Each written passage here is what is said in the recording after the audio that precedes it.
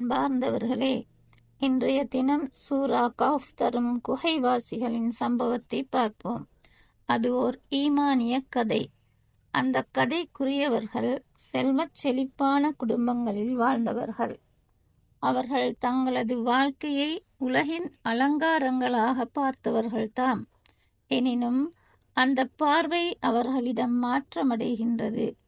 அலங்காரங்களுக்கப்பால் மறைந்திருக்கின்ற அல்லது அலங்காரங்களால் மறைக்கப்பட்டிருக்கின்ற வாழ்வின் யதார்த்தங்களையும் உண்மைகளையும் அவர்கள் புரிந்து கொள்கின்றார்கள். அல்லாஹ்வை புரிந்து கொள்கிறார்கள். அவனது ஏற்பாடுகளையும் அவன் பூமியின் மீது பரவச் செய்திருக்கும் அலங்காரங்களையும் புரிந்து கொள்கிறார்கள். அந்த அலங்காரங்களுக்கு பின்னால் உள்ள சோதனைகளையும் புரிந்து கொள்கிறார்கள். தெளிவான புரிதல், அதன் மீது எழுந்த விசுவாசம் அவர்களது சொல், செயல், நடத்தையில் பாரிய மாற்றத்தை ஏற்படுத்துகின்றன. என்றாலும் அந்த மாற்றத்தை ஜீரணிக்கும் நிலையில் அவர்கள் வாழ்ந்த சூழ்நிலை இல்லை. அந்த சூழலில் வாழ்ந்த மக்களும் இல்லை. அதனால் பாரிய எதிர்ப்பொன்றுக்கு முகம் கொடுக்க வேண்டிய நிர்பந்தத்திற்கு அவர்கள் ஆளாகின்றார்கள். அந்த எதிர்ப்பை சமாளிக்கும் பௌதீக பலம் அவர்களிடம் இல்லை. மாறாக மானசீக பலம் மட்டுமே அவர்களிடம் இருந்தது. அதுதான் அவர்களது ஈமான். எனவே அந்த ஈமானை பாதுகாப்பதென்றும் அலங்காரங்களையும் வாழ்க்கை வசதிகளையும் துறப்பதென்றும் முடிவு செய்கிறார்கள். ஆச்சரியம்தான். அனைத்தையும் துறந்து எதற்காக அவர்கள் ஒதுங்கிச் செல்கிறார்கள் என்பது வாழ்க்கை பற்றிய சரியான புரிதல் இல்லாதவர்களுக்கு அதிசயமே. எனினும் ஈமான் கொண்டவர்களுக்கு அது அதிசயமானதல்ல, இயல்பானதே. ஆம், வாழத் துடிக்கின்ற வயது, வாழ்வதற்கு சொகுசான வசதிகள் இரண்டும் இணைந்தால் அடுத்து என்ன? அனுபவிப்பதும் கொண்டாடுவதும் தானே. எனினும் இவர்களோ சொகுசுகளை துறந்து இடர்கள் நிறைந்த குகை வாழ்க்கையை தெரிவு செய்கிறார்கள். குகைக்குள் சென்றவர்கள் என்ன செய்தார்கள்?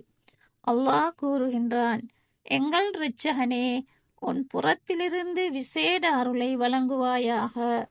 எங்களது இந்த நெருக்கடியான நிலையினூடாகவே எமக்கான நேர்வழியை சித்தப்படுத்துவாயாக. எங்களிடம் இருந்ததையெல்லாம் இழந்து உன்னிடம் இருப்பதை எதிர்பார்த்து வந்திருக்கிறோம். நீ தான் எங்களை பொறுப்பேற்க வேண்டும். நாங்கள் செல்ல வேண்டிய பாதையையும் நீதான் தீர்மானிக்க வேண்டும் என்று வேண்டிய வண்ணம் குகைக்குள் நுழைந்தார்கள் அந்த வாலிபர்கள். உடனே அல்லாஹ் அவர்களை பொறுப்பேற்றுக் கொண்டான். பல தசாப்தங்கள் உறங்க வைத்தான். வருடக்கணக்கில் உறங்க வைத்து அவர்களை எழுப்பிய குகைவாசிகளின் கதை இதுதான்.